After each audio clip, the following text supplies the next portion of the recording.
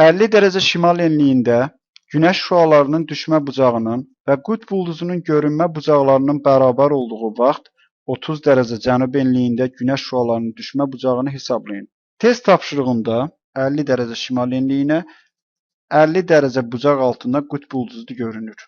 Bu zaman qütb ulduzu 50 dərəcə bucaq altına enliyə düşürsə, deməli enliyin qiyməti qütb ulduzunun düşmə bucağına bərabərdir. Söhbət 50 dərəcə şimal enliyindən gedir.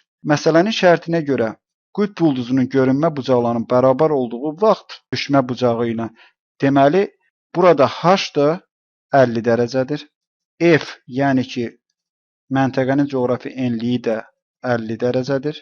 Burada 90 dərəcə çıxılsın 50 dərəcə, yəni F, üstünə gəl alfa, yəni biz günəşin harada zenitdə olduğunu tapmalıyıq. Bərabərdir 50 dərəcə, yəni H.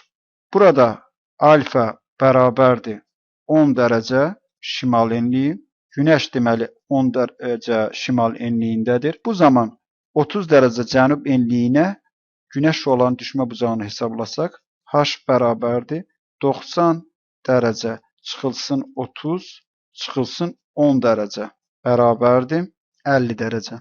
Deməli 30 dərəcə cənub enliyinə bu zaman 50 dərəcə bucaq altında günəş şüaları düşəcək. Doğru bənd B bəndidir.